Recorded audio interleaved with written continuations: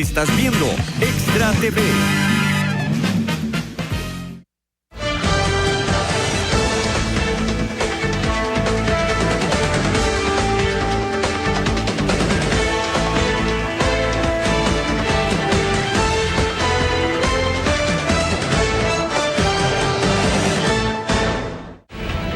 Muy buenos días, esto es Tribuna Política. Isabel Espinosa les saluda hoy. Pues agradecidos con la vida y con ustedes, debemos de darles gracias por el tiempo que se toman en escribir, en estar enviándonos sus mensajes, porque créanme que sí los leemos y estamos al pendiente de cada una de las cosas que ustedes nos escriben también. ¿Por qué? Porque nos importa el hecho de que ustedes se estén vinculando y realmente involucrando en la temática que aquí día con día platicamos. Señores, hoy está con nosotros, ayer tuvimos al señor Gonzalo Ramírez, presidente del directorio legislativo. Hoy está con nosotros la vicepresidenta del directorio legislativo, la diputada Natalia Díaz. Vamos a platicar con ella, a ver qué fue lo que sucedió, qué fue lo que pasó en ese momento y pues obviamente conocer un poco de la propuesta, de ella como mujer, ver un poco de agenda y analizar un poquito varios aspectos de lo que se da o de lo que se dio ese 1 y 2 de mayo en la Asamblea Legislativa. Pues siempre es importante que nosotros podamos conocer un poco la parte de atrás, aquello que por lo general no logramos ver. Así es que muchísimas gracias, doña Natalia, por estar con nosotros y muy buenos días a nuestros compañeros de equipo, doña Argentina Artavia y a don Vladimir de la Cruz. Muy buenos días. Muy buenos días a todos. Un placer estar aquí compartiendo con ustedes y muchas gracias por la invitación. Natalia, obviamente no fue fácil ese 1 de mayo. Sí, ¿qué fue lo más difícil que vive usted este 1 de mayo? Obviamente, primero las negociaciones, la construcción de una agenda, la conversación con las distintas fracciones para tomar una posición de a quién apoyar, entre dos opciones que eran las más fuertes en ese momento, el diputado Ramírez Zamora y el diputado Solís Fallas.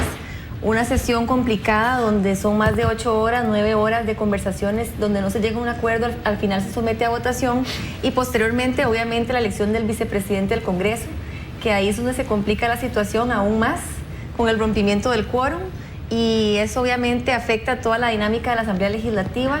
No digo que no vaya a poder arreglarse en su momento, que vayan a poder existir un buen ambiente para trabajar, pero de momento en esta semana es un ambiente complicado, un ambiente donde hay un panorama político electoral, que esto influye, donde hay fragmentación en los diferentes partidos políticos y creo que es un momento justamente para recapacitar, para replantearnos qué podemos hacer este año. Y ayer justamente tuvimos una reunión, algunos jefes de fracción, para ver de qué manera podemos construir en conjunto con el diputado Ramírez Zamora. Todos sabemos que yo soy miembro del directorio, pero no formé parte de este grupo de la alianza del PLN, algunos cristianos y algunos diputados de la Unidad Social Cristiana, y entonces es un ambiente difícil, pero no digo que es una oportunidad también para ponernos de acuerdo. Y el ambiente que yo sentí ayer también en esta reunión con algunos de los jefes y el diputado Ramírez Zamora fue muy positivo, y yo creería que hoy, si tenemos esta reunión de jefes a las 11 de la mañana, creo que podemos tratar de construir, o por lo menos hablar un poco de la situación que sucedió y tratar de ver de ahora en adelante un panorama mucho más positivo para la Asamblea Legislativa y donde podamos construir una agenda en conjunto.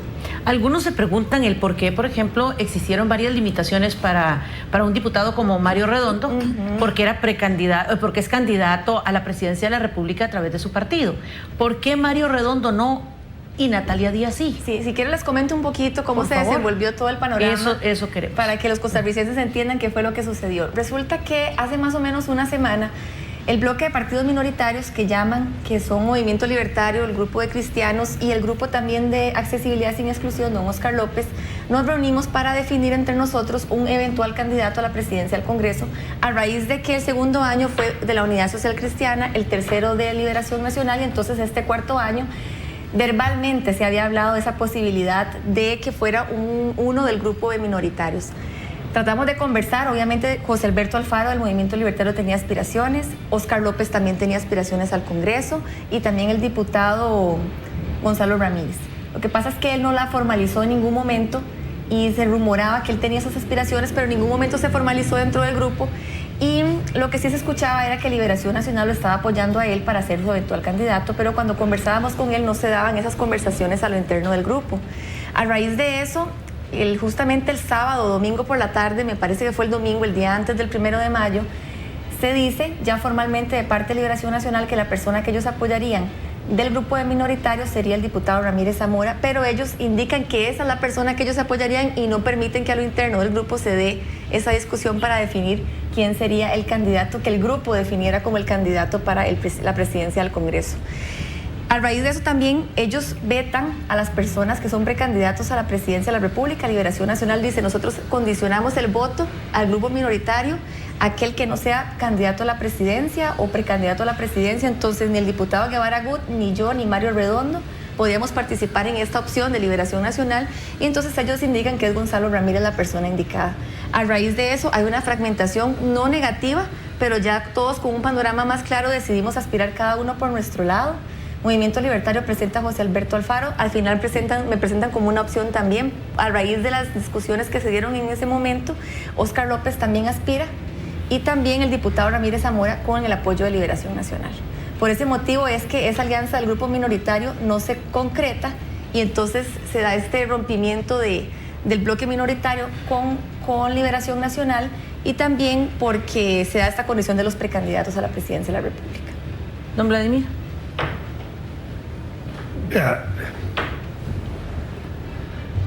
Yo no objeto, digamos, que usted sea candidata a la presidencia y a la vez miembro del directorio. Me parece que eso es válido.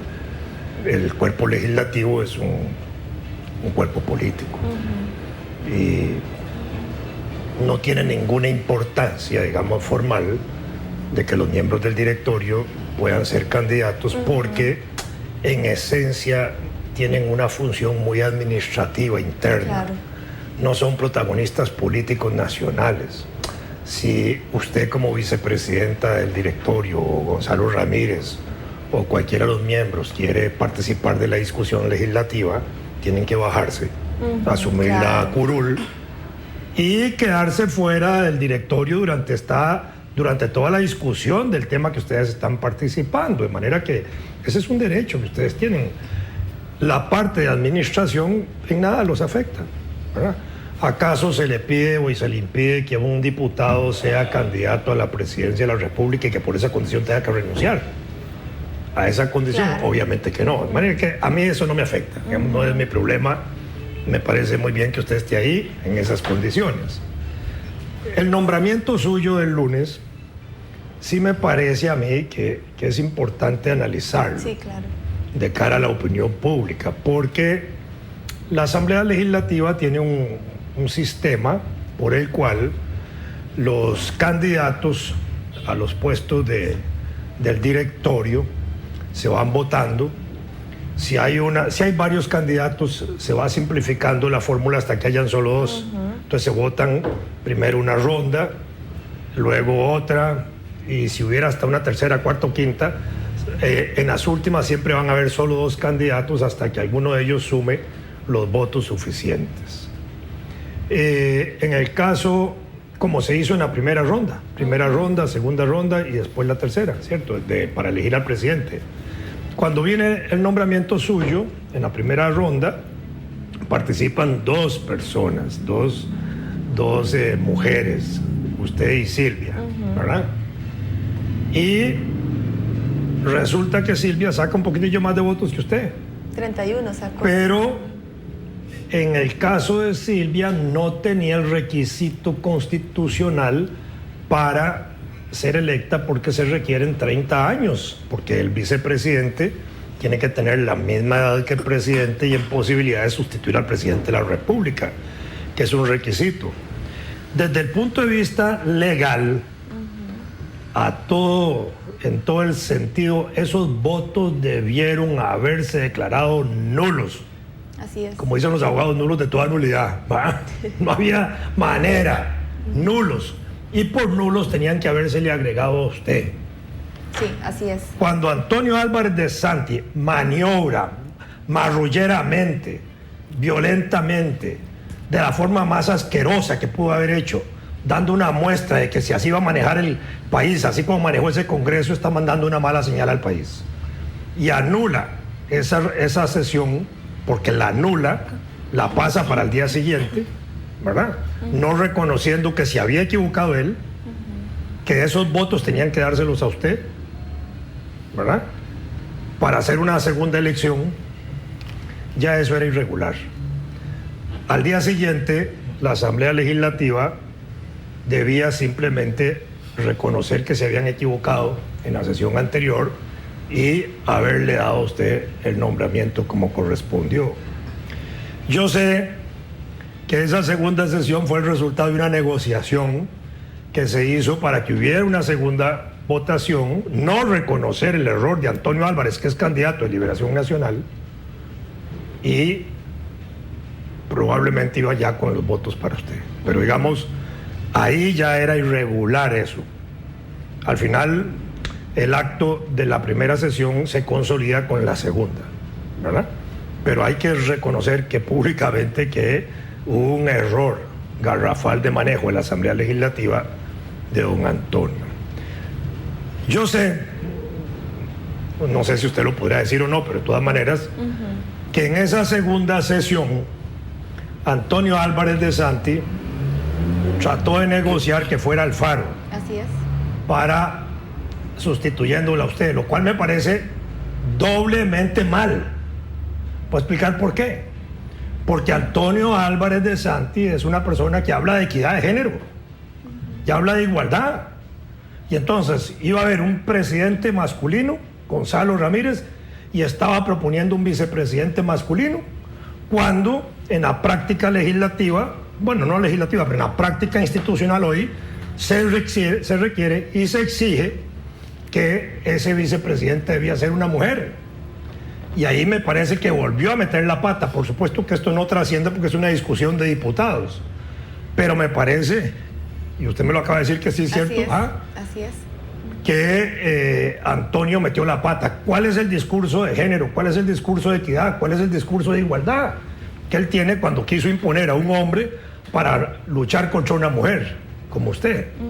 Me parece en ese sentido que Antonio hizo muy mal y mandó una doble señal negativa al electorado, ahora que lo digo yo públicamente aquí, ¿verdad? Porque eso no ha trascendido mucho a la prensa, pero en corrillos legislativos eso se rumora y es cierto. Entonces, a mí me parece que esto es lo que había que descubrir hoy un poquito viniendo usted aquí, porque ahora en esta situación en que usted está hay una posición de equidad en los puestos de presidente y vicepresidente, de género, un presidente masculino, una vicepresidenta femenina. Puede haber sido Silvia u otra, no importa, sí, pero al final lo importante es que aquí se estableció eso que se está luchando ahora en todos los partidos y que el tribunal ha establecido ya como una norma obligatoria, no solo la paridad vertical, sino la paridad horizontal en muchos casos. De manera que no sé si usted puede decir algo de esto que yo he hablado o no, pero de todas maneras yo creo que me parece que usted está bien nombrada y que la Asamblea se luce con usted ahí en la vicepresidencia. Sí, para comentarles un poquito, todo lo que usted dice es cierto, eso se dio de esa forma. Y para comentarles un poco la negociación que se dio, yo idealmente hubiera preferido que me hubieran reconocido esos votos como nulos y que se hubieran sumado a mi votación, que era lo que correspondía. Porque el argumento nuestro y el que se ha venido también conversando, el que menciona Mario Redondo también en su discurso, es que la votación no es lo que es nulo. El acto en sí no es nulo. Lo que es nulo es que ella aspirara sin tener los requisitos necesarios para aspirar al puesto. Y entonces esos votos son los nulos, no el acto en sí. No, el acto porque era mis válido. votos son válidos. Mis votos son válidos, yo cumplo los requisitos, tuve 26 votos y entonces lo que correspondía justamente era sumar esos nulos a los votos míos. Yo no dije que el acto era malo, los votos fueron malos, mal emitidos. Exactamente, entonces usted tiene toda la razón en cuanto a lo que es la suma de los votos de la diputada Silvia Sánchez a mis votos. Esto para decir que usted en la realidad sacó más votos que cualquiera. Sí. Sí, exactamente. Entonces, a raíz de eso y en la negociación que se da, nosotros nos reunimos con el bloque, que por cierto, yo quiero aclarar que yo no llegué aquí por mí misma, por el movimiento libertario, sino por el apoyo de muchas fracciones, y eso yo lo agradezco públicamente. Realmente fue un acto de los más lindos que yo recuerdo en la Asamblea Legislativa. Para mí es una experiencia de vida única porque diputados del Frente Amplio, diputados del Partido de Acción Ciudadana, diputados de la Unidad Social Cristiana, sin importar si yo era del movimiento libertario o no, simplemente me apoyaron porque consideraban que era un atropello una elección de una persona que justamente estaba siendo nombrada. Entonces ellos me apoyan en esta elección, eso para que todos sepan cómo se dio. Y también quisiera aclarar, don Vladimir, cómo es que yo salgo a la aspiración a la vicepresidencia del Congreso, porque no estaba premeditado, era un tema que se dio de última hora. Y entonces fue después de la elección del diputado Ramírez Zamora, donde a raíz de que yo le di mi voto a Otón Solís Fallas, ¿verdad? Yo le di mi voto a don Otón Solís, a pesar de las diferencias que podamos tener, me parece que es una persona coherente, con mucha experiencia en la Asamblea, y entonces yo le di mi voto a él me agradeció mucho y a raíz de eso se propone mi nombre como vicepresidencia para contrarrestar un poco lo que estaba ocurriendo con el bloque opositor, en este caso el PLN y los demás que estaban en este grupo, y entonces plantean mi nombre y por ese motivo es que yo salgo a última hora como una opción para la vicepresidencia con el apoyo de todas estas fracciones. Entonces eso se dio de esa forma. Lo de la reunión con don Antonio a través de la negociación de esta votación, a pesar de que nosotros como un bloque queríamos hacerlo de forma distinta, sumando los votos nulos, consideramos que era la única salida a un conflicto, que si no se hacía de esta forma era muy difícil continuar con la sesión de ese día, porque además de esta observación, habían argumentos como por ejemplo que Antonio Álvarez de Santos no podía presidir ese día. No podía presidir. Porque de acuerdo al acuerdo del 5 de diciembre. De 5 de diciembre. Del año pasado, con el cual se integra el directorio provisional. Exactamente. Que es el que administra la Asamblea para la sesión del 1 de mayo, solo era para el 1 de mayo, no era para el 2. Y el acto del 1 de mayo no se continúa. Se puede continuar si se hace ininterrumpido hasta el 2 de mayo, o el 3 o el 4. Pasan ustedes las 24 horas ahí metidos. Pero si se suspende la sesión, ahí se acaba y empieza otra sesión. De manera que lo que se había dispuesto el 5 de diciembre en la Asamblea Legislativa, de que Antonio solo presidía el 1, no podía presidir el 2 como lo presidió. De manera que hay una irregularidad también legal, que en este caso no es apropiado, digamos, cuestionarla. Así es, eso se dio de esa forma y entonces además de este argumento de la votación en sí, estaba este otro argumento de si podía presidir o no y el conflicto se estaba haciendo muy grande y para poder llegar a un acuerdo, aunque no fue lo ideal para nosotros como bloque, el hecho de que se repitiera la votación porque no queríamos que se diera, tuvimos que ceder para que pudiera entonces ser electa yo en la votación y en ese momento se postula solo mi nombre, Liberación se compromete a votar por mí, después de que en un inicio dijeron que la única opción de negociación era que yo me retirara y José Alberto Alfaro asumiera y que entonces Liberación podía darle los votos a José Alberto. ¿Quién propuso a José Alberto? Fue Antonio, ¿verdad? Antonio. Sí, eso es lo que yo sabía. Entonces él propone a José Alberto, yo digo, no, yo no me voy a retirar, no por el hecho de que yo esté obsesionada con tener la vicepresidencia o no, sino porque el acto del día anterior era un acto legal, donde la votación no era nula, donde todo estaba en orden, en regla, y entonces no podíamos permitir que se diera eso, porque si no, podría entonces salir cualquier otro candidato de los 50. Y era defender principios. Argentina. Muchas gracias, doña Natalia, por estar con nosotros esta mañana. Yo particularmente pienso que Natalia Díaz es mucho más que una diputada que se vio inmersa en una situación compleja del 1 y 2 de mayo. Y sobre todo en este programa que hemos estado trabajando mucho el tema de la participación ciudadana y sobre todo de manera muy especial el tema de la participación de la mujer y de la juventud en los procesos electorales. Mi pregunta va más en ese lado, un poco para trascender ya ¿verdad? Todo el embrollo y todo lo complejo que no deja de ser importante, pero tengo muy claro que usted trasciende además esa conflictividad de los 2 primeros días de mayo. ¿Cómo llega Natalia Díaz a abrirse espacio en la política nacional? Más allá de que pertenece a una familia que está muy interesada en política, pero usted tiene la doble condición de las dificultades que en este país tenemos por ser mujeres, pero además por su juventud. ¿Qué tan difícil ha sido abrirse espacio o qué tan fácil ha sido abrirse espacio en la política nacional? Bueno, yo comencé a los 19 años en el Movimiento Libertario, ingresé en la juventud del partido, he estado desde ese entonces hasta la fecha, he colaborado prácticamente en todas las campañas.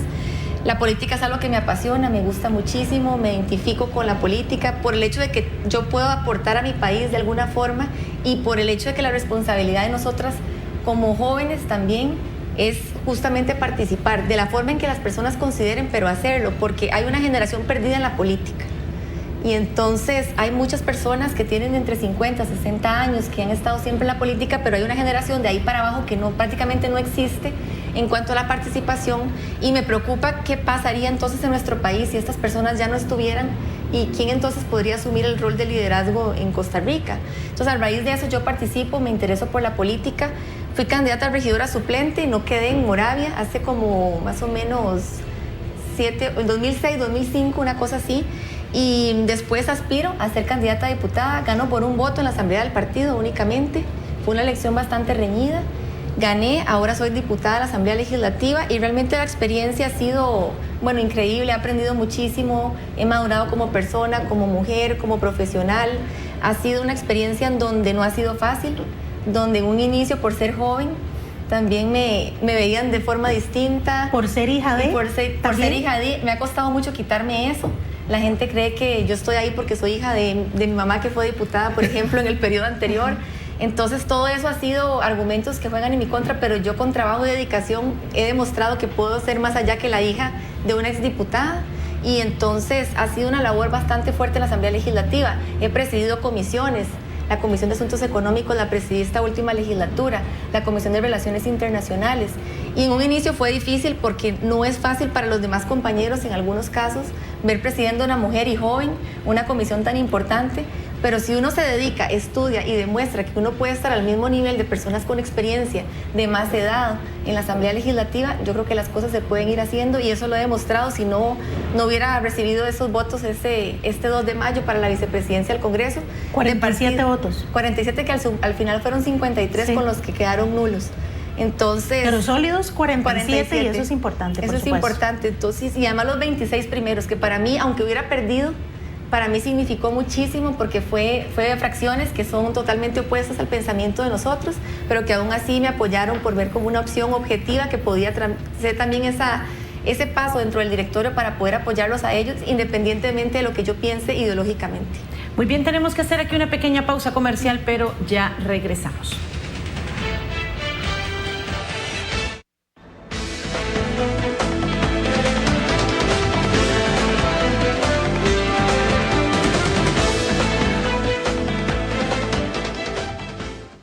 Hola, ¿cómo estás? ¿Qué tienes que hacer este domingo a las 8 de la mañana?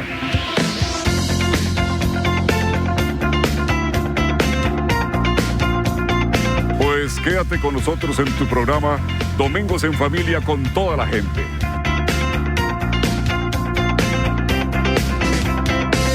Domingos en Familia con toda la gente es un programa lleno de paz, psicología y soluciones.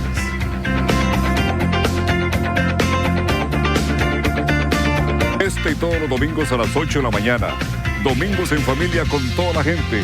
Una televisión sana y solo aquí en Extra TV.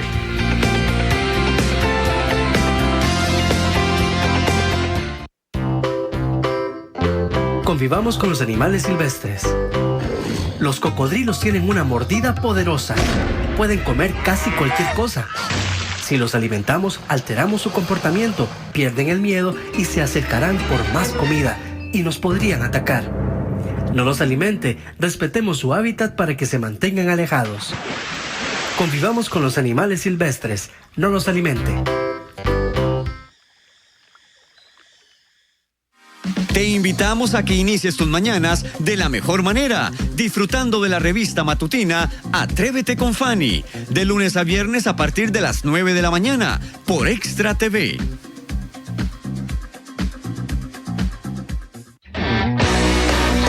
Manténgase enterado del acontecer de las diferentes disciplinas deportivas.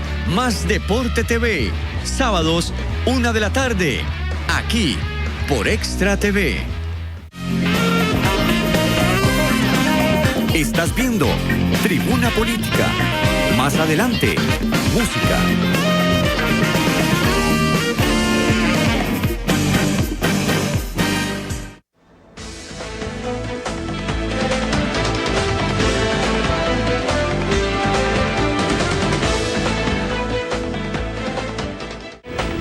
Continuamos en Tribuna Política y doña Argentina pregunta: continuamos hablando un poquito más de esa incursión suya en la política, porque es particularmente importante para quienes la escuchan, sobre todo si son mujeres y además jóvenes, saber que tienen posibilidades de, si como usted lo dijo, bueno, se preparan y se esfuerzan y estudian. Lo que pasa es que para algunas es mucho más fácil, digamos. En el caso suyo, ahora estábamos conversando fuera de micrófonos, que empezó desde muy chiquita, ¿verdad? Sí. Y creo que es parte de la importancia de lo que significa en familia o en los espacios en los que estemos, empezar a escuchar, ¿verdad? Y creo que mucho del esfuerzo que hacemos aquí es para acostumbrar a la gente a hablar de política sin todas esas etiquetas negativas. Una vez que ya decide participar activamente en la política electoral, ¿cuáles son los puntos principales de esa agenda que Natalia Díaz está empeñada en llevar adelante? Porque usted llega a la Asamblea Legislativa además como una de las personas más jóvenes. Sí, la ¿verdad? segunda más joven. La segunda más joven. Y entonces eso puede jugarle a favor, pero también en contra, ¿verdad? ¿Cuáles son esos elementos fundamentales de esa agenda que usted llegó a plantear y si ha variado en el transcurso de estos años? Sí, bueno, uno de mis objetivos era que a pesar de que tenía 29 años cuando ingresé a la Asamblea, no quería que me vieran como una diputada exclusivamente para juventud, sino una diputada del país que estaba preocupada por los grandes problemas del país, y por eso me interesé mucho en muchos de los temas que nosotros en campaña impulsamos muchísimo, que muchos de ellos están en la Comisión de Asuntos Económicos, que tienen que ver con la educación dual, que es un proyecto de ley muy interesante donde se da el marco regulatorio para que las personas puedan aprender y trabajar al mismo tiempo, las personas sobre todo jóvenes que no tienen muchas oportunidades de empleo, y aquellas de más de 50 años que cuando salen y los despiden no tienen cómo capacitarse para volver a encontrar trabajo. Este proyecto les puede ayudar mucho en esa línea. El proyecto de teletrabajo, de flexibilización laboral voluntaria, donde las personas pueden escoger entre jornadas de 4 días trabajando y 3 libres, pero claro, es voluntario, es un tema que también se está valorando en esta comisión. Hay varios proyectos que he presentado para reducir algunos de las cargas que tienen muchos de los emprendedores en este país. Las pequeñas empresas muchas veces les cuesta mucho salir adelante en los primeros 3 años, y he presentado proyectos para que las cargas para esas empresas se reduzcan, se beneficien un poco mientras por lo menos salen adelante y después toman las mismas condiciones de las demás. Este tipo de iniciativas son las que yo he presentado en la comisión, que ahí están, que nos interesa impulsar, pero además de eso, en el tema de infraestructura me he enfocado mucho en estos 3 años. Se han trabajado en conjunto en la comisión con todos los miembros proyectos de ley para reformar legalmente algunos temas que impiden el desarrollo de, por ejemplo, obras menores como bahías de buses dentro de los contratos de mantenimiento, que es una reforma al CONAVI para que puedan hacer este tipo de obras. Y proyectos, por ejemplo, como la conversión del Consejo de Transporte Público en una dirección para que el ministro del área pueda tomar decisiones en cuanto a las juntas directivas de los consejos, porque sabemos que, por ejemplo, en el sector transportes, que es tan crítico, y infraestructura, el ministro es solo un voto dentro de la junta y a veces se complica la toma de decisiones porque como son varios miembros y el ministro solamente tiene un voto, a veces las decisiones del ministro no pueden ejecutarse como debería ser, y entonces se está planteando algunos proyectos de ley en esa línea en cuanto al Ministerio de Obras Públicas y Transportes. Hay proyectos de reducción del gasto público, el empleo público, y aquí yo quisiera aclarar ese tema, y no es que nosotros, por lo menos yo lo veo así, no me considero enemiga del sector público. Me parece que hay personas que son muy valiosas, honestas y trabajan en el sector y que merecen el pago que se les da por su trabajo, pero que sí tenemos que reformar ciertas cosas puntuales en cuanto a algunos privilegios de algunos en el sector público, y por eso la ley de empleo público que, por ejemplo, impulsa la diputada Sandra Pisk, que ella regula algunos de los pluses salariales puntuales para nuevos funcionarios, y una ley que presentamos nosotros, un proyecto de ley más bien de empleo público, que lo que hace es que la Contraloría regula a través de un manual de puestos ciertos salarios en un rango.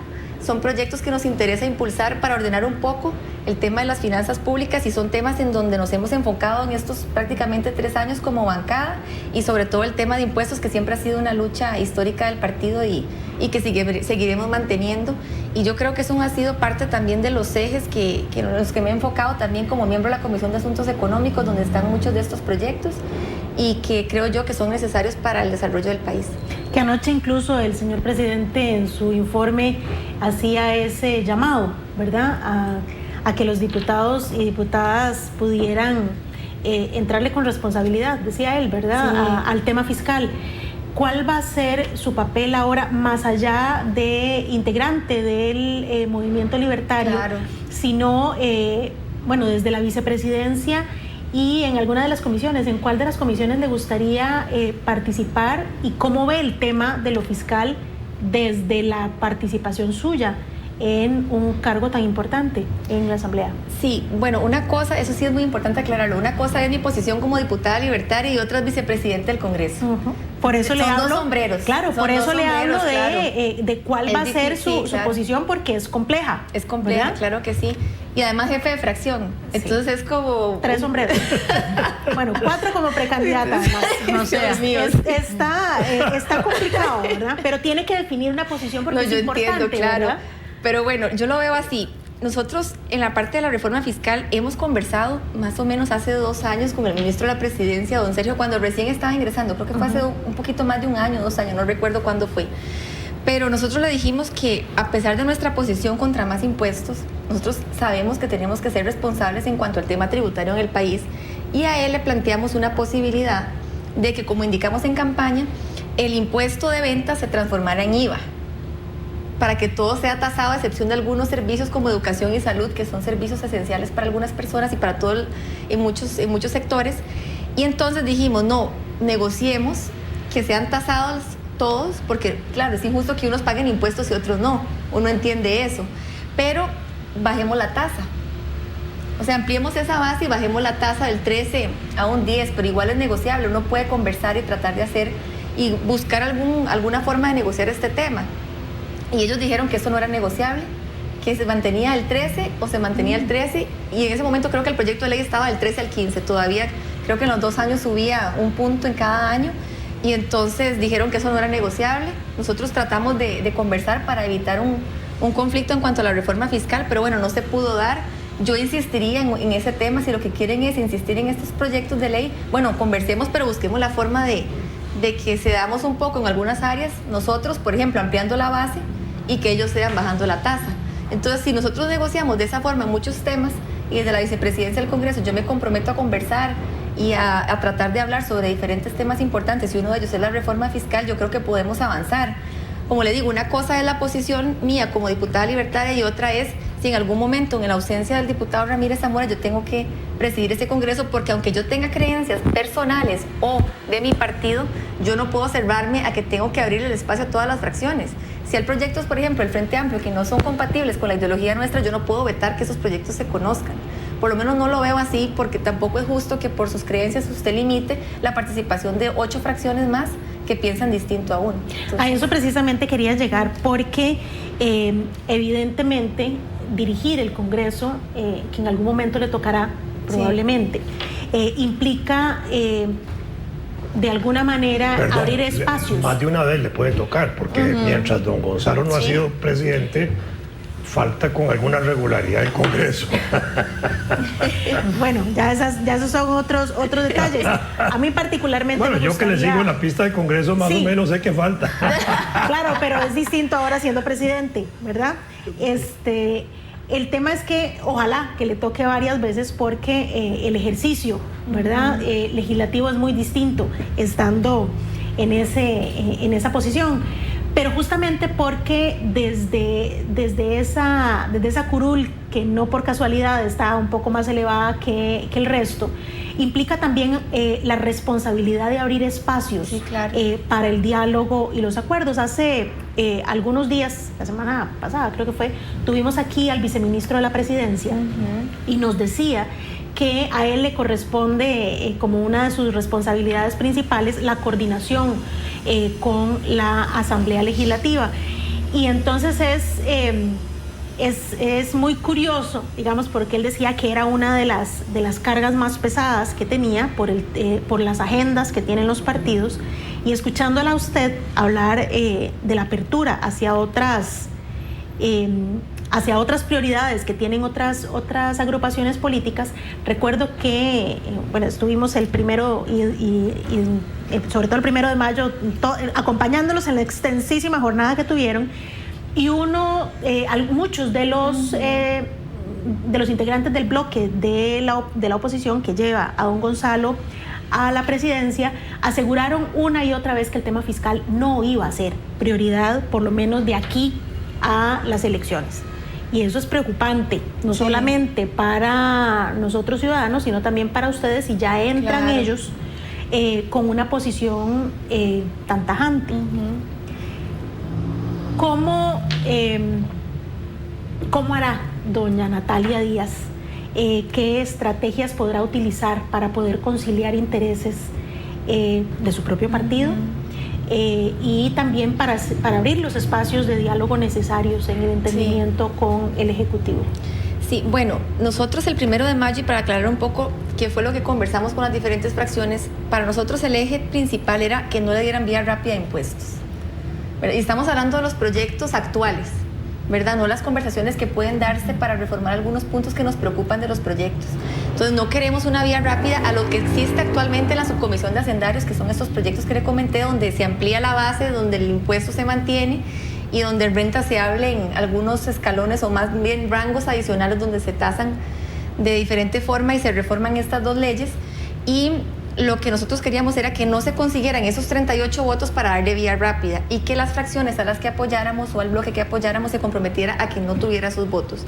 Pero eso es distinto a si el Ejecutivo está dispuesto a conversar y valorar, como le indiqué anteriormente, que por ejemplo se amplíe la base y la tasa se reduzca.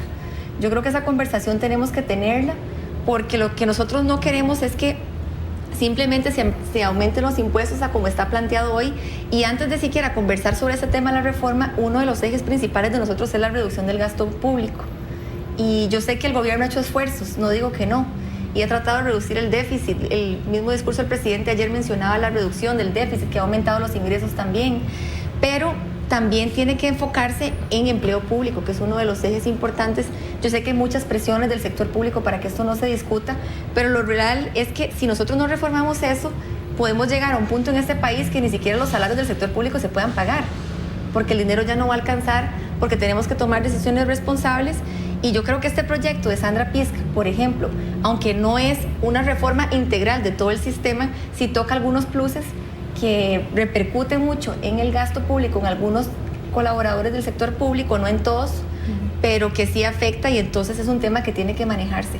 El régimen del Poder Judicial es otro de los temas importantes que viene en la discusión y que para nosotros es importante que se maneje. Ahorita con este conflicto también del texto de SUPEM versus el texto de los gremios, lo que ha pasado en la comisión, los conflictos que se han dado sobre regresarse al texto también de los gremios, yo creo que es un tema que tiene que discutirse. Ya para el 31 de julio tendríamos, si Dios quiere, un dictamen de la Comisión de Pensiones para ya darle sostenibilidad al régimen, y yo creo que esos ejes son sumamente importantes antes de siquiera discutir la reforma. Pero yo creo que uno no es excluyente del otro, que nosotros podemos ir trabajando los dos en conjunto, pero sí quisiéramos que estos proyectos de reducción del gasto público se impulsaran mucho antes que eventualmente conversar acerca del tema de la reforma fiscal, tal y como se lo planteo, de ampliar la base y reducir la tasa. En términos de la nueva integración del directorio, el directorio como tal no tiene una agenda, tiene la agenda parlamentaria. ¿Hay alguna propuesta a partir de hoy, me imagino, de alterar la agenda que hay ahí para adelantar algunos proyectos? ¿Cuáles serían los que se quieren pasar adelante para darle opción a la discusión en relación a este burullo que ha pasado estos días? Bueno, hoy creo que a las 11, bueno, que le corresponde convocarlas al presidente, al diputado Ramírez Zamora, a las 11 a ir siempre a reunión de jefes de fracción. Ahí se coordina la agenda, tanto para el jueves como para la semana siguiente. Entonces, este es un primer paso. No sé si habrá ambiente para definir una agenda justamente hoy, porque hay muchas fracciones que están muy divididas. Es muy complejo, no sabemos si todos los jefes van a asistir hoy. Por ejemplo, en el Frente Amplio... Hoy tienen reunión. Sí, al mediodía. Sí, tienen que definir nuevamente. Tenemos que definir, y el Frente Amplio no tiene jefe. Exacto. Entonces, sin jefes de fracción, ¿quién sería el representante del Frente Amplio en esas reuniones? Yo no sé si va a haber reunión o no. Eso está difícil. Sí. Bueno, la pueden hacer sin el Frente Amplio. Exactamente. Ya lo hicimos ayer, como para un primer acercamiento de un poco, de ver cómo se desarrolla, pero yo sentí en el diputado Ramírez Zamora una buena actitud. O sea, él quiere construir, él quiere tratar de ver cómo acerca las fracciones. Ahorita no hacemos nada regresando al pasado y conversando sobre los errores que se dieron, sobre el conflicto, porque ahora tenemos que pasar la página, porque así es la política, nada es personal, y si usted se queda enfrascado en que votaron por mí, no votaron, me resentí, no me avanzamos quieren. en nada, exactamente. O sea, uno tiene que tratar de separar las cosas. No es contra usted, no es personal, es un tema político, es un tema electoral. Y entonces uno trata de olvidar esas cosas y seguir viendo hacia adelante. Y yo creo que el diputado Ramírez Zamora tiene muy buena actitud. Ayer nos dijo que él pretendía tratar de ver cómo organizaba las comisiones, que ese es otro de los problemas que se va a dar en estos días. Por eso le digo que el ambiente para crear una agenda no lo veo muy pronto, muy claro. Sí, porque cada primero quien va a tiene defender su posición en mantenerse en las comisiones por las que lucharon. Exactamente. Y que ahora las sienten exactamente. Una curiosidad. en cuerda floja. Sí. Curiosidad nada más, de acuerdo a su experiencia legislativa, ¿las comisiones tienen que estar cambiando cada año? No necesariamente. Entonces yo creo que la voluntad, y lo ha expresado él, claro, hay una comisión que sí va a tener conflicto, que es Hacendarios. Claro. Por Bueno, supuesto. ¿Verdad? Yo creo que ahí es donde se va a dar un posible conflicto, porque como son 11 y todos quieren estar, y entonces todos quieren su representación, los que estaban quieren continuar. Entonces ahí es donde yo creo que se va a dar un conflicto puntual por la conformación de esa comisión, pero en las demás la actitud del señor presidente es decir, se mantienen como han venido funcionando para evitar mayores conflictos. Y que se negocien los cambios que se quieran. Pero muy puntuales. Son pequeños, sí. Pero quizás para explicarle a la gente también por qué es que la comisión de hacendarios es como tan buscada, tan peleada, ¿verdad? Que también es importante claro, que la gente, todos la quieren. Sí, porque parte de lo que hacemos en el programa es explicar, ¿verdad? Claro. Con detalle, dicen hacendarios. ¿Por qué es tan apetecible la comisión de hacendarios? Sí. Todos queremos estar ahí. No es porque pagan más, no, es que hay mucha plata ahí. Para eso. Se maneja mucho dinero, aunque no sea mío. A ver, cuéntenos, doña Natalia. Bueno, yo no estaba en la comisión, yo estaba en económicos, pero sí sé porque es que las personas, bueno, en el pasado había en esa comisión partidas específicas. Sí. Hace algunos años esto ya se cambió y no se ha venido dando. Y entonces lo que hacen es que se asignan partidas específicas a determinada comunidad o cantón. Entonces los diputados de esa zona pedían partidas para que entonces se convertían como en gobernadores, ¿verdad? Como en gobernadores, y entonces yo a cambio de mi voto me dan las partidas para mi provincia o para mi comunidad. Entonces eso ya, bueno, no se ha dado, no se ha vuelto a dar, hoy no. Entonces siempre quedó como esas ganas de participar, también por eso, pero también porque se discute ahí el tema de impuestos, ¿verdad? Todo lo que tiene que ver con el presupuesto de la República, que es de las discusiones más importantes de finales de año, de noviembre, que es que se da. Entonces muchos quieren formar parte, y además de la comisión que mediáticamente también tiene mucha exposición, donde se discuten los temas más relevantes en cuanto a la parte, digamos, fiscal del país.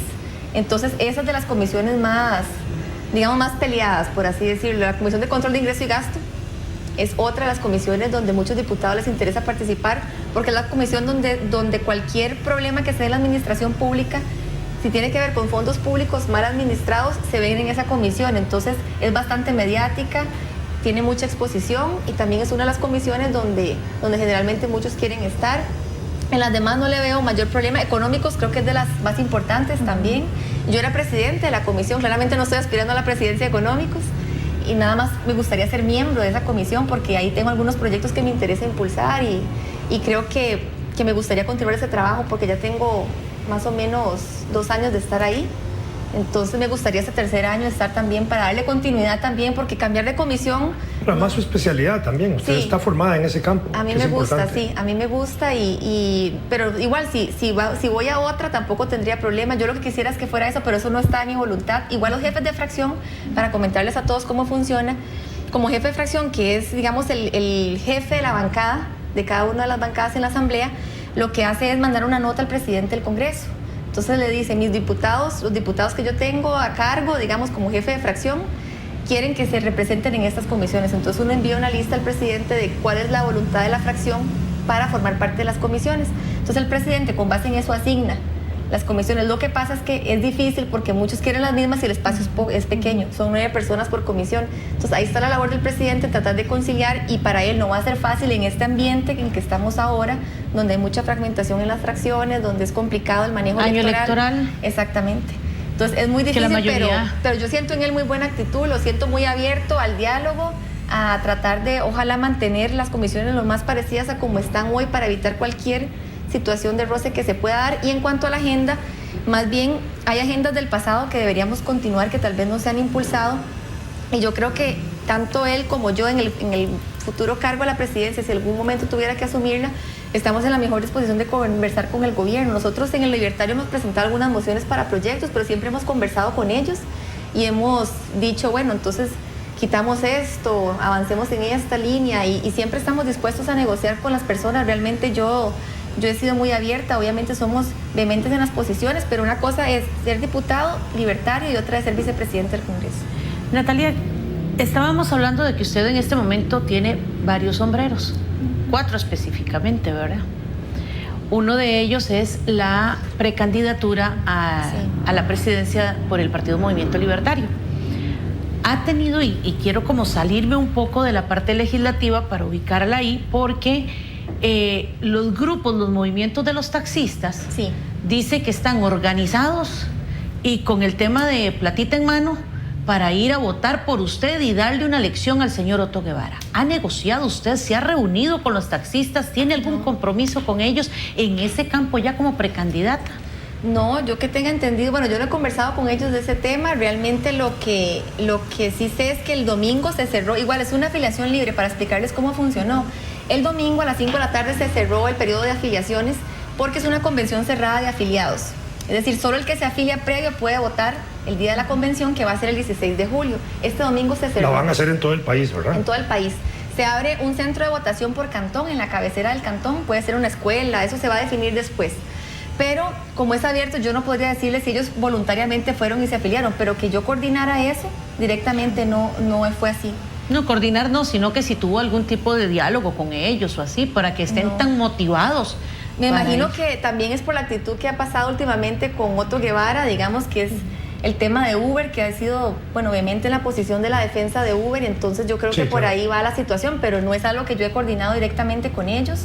Yo estoy abierta a que el que quiera apoyarme lo haga, ¿verdad? Pero también por las propuestas que tengo, porque yo creo una renovación en el movimiento libertario y no porque esté negociando con ellos directamente que se afilien a favor de mi tendencia o no. Igual nosotros no tenemos control de cuántas personas se afilian por cada una de las tendencias, porque como es abierto, realmente sí sé que se afiliaron más o menos 10,000 personas a la votación del 16 de julio. Cuando se afilian, ¿son nuevos más los que ya existen? No, son nuevos todos. Todos nuevos. Más o menos, ¿cuántos votantes va a tener el padrón del movimiento libertario? Creo que son 9,800. Más los 10,000. No, los 10,000 es el total. Ah, bueno, el 10,000 son el total. Es el total. Porque también teníamos el tema de los 4,000 colones, ¿verdad? Que eso también se reformó en los estatutos. Yo sé que ha sido un tema bastante polémico. Aquí gozamos un día con eso. Porque si ya es difícil que vayan gratis, doña Natalia, sí es difícil que vayan gratis ahora que tengan que pagar por ir a votar por el amor a Jesucristo, ¿verdad? O sea, porque en realidad la información de prensa era algo así como que para ir a votar ese hay día que pagar 4,000 colones. Pues yo imaginaba a los miembros de mesa dando un recibo también. Ah, sí, también. O sea, es que ahí es donde se dice. Yo les entiendo, ¿no? O sea, es una manera de decir, vean, señores, si ya la política es difícil, la estamos complicando más. Porque si gratis es complicada, pagando menos. ¿Cierto o no, doña Argentina? Sí, correcto. Pero bueno, también es entendible que ustedes quieran establecer algunos criterios, ¿verdad? Económicos y además formales para inscribirse para afiliarse al partido. Tendremos tiempo de conversar con usted de su aspiración presidencial. Sí, estamos tratando de cada que se acerca un proceso interno de los partidos conversar con los precandidatos, pero en este momento, ya casi como a punto de cerrar el programa, ¿qué le ofrece Natalia Díaz al electorado costarricense? Bueno, una opción joven en la política nacional que tiene también ideas distintas, no que desprecia la experiencia de las personas y que cree que la juventud es la única que debería tomar los espacios en el país, pero creo que puedo ofrecerles una persona que está dispuesta a escuchar, que tiene la humildad de saber cuando se equivoca, que tiene esa apertura también para saber escuchar a los que más saben. En un eventual gobierno mío de darse en algún momento, yo sería una persona que llamaría a los mejores de sus áreas a que me aconsejen, me guíen, porque uno no puede partir de que sabe absolutamente todo. Yo puedo tener un conocimiento general de hacia dónde quiero dirigir el país, pero la visión específica es de cada una de esas personas que pueden colaborar, y para mí esa experiencia o esa mezcla entre juventud y experiencia es vital, porque es la forma también de enseñar a la juventud cómo tomar las riendas de un país, por dónde tenemos que caminar, y hay mucha gente valiosa que puede aportar a este país, que no ha estado en la política, que tal vez no le interesa porque se ve que la política es solo para personas corruptas o ladrones, y yo no lo veo así. Más bien yo creo que hay que tratar de dar la cara con personas que realmente quieren ayudar al país, que se apasionan porque el país realmente se desarrolle, y también soy una persona que quiere conservar lo mejor del pasado, pero también impregnarle a Costa Rica una visión del siglo XXI, donde nosotros como jóvenes tenemos una visión distinta a muchas personas de mayor edad, y creo que yo puedo aportar muchísimo. Muy bien, doña Natalia, muchísimas gracias por estar con nosotros aquí en Tribuna Política. Don Vladimir y Argentina, mil gracias. A ustedes en sus hogares, muchísimas gracias. Y les invitamos a que, por favor, mañana a partir de las 7 de la mañana estén aquí con nosotros en Tribuna Política con un programa más. Que pasen un lindo día.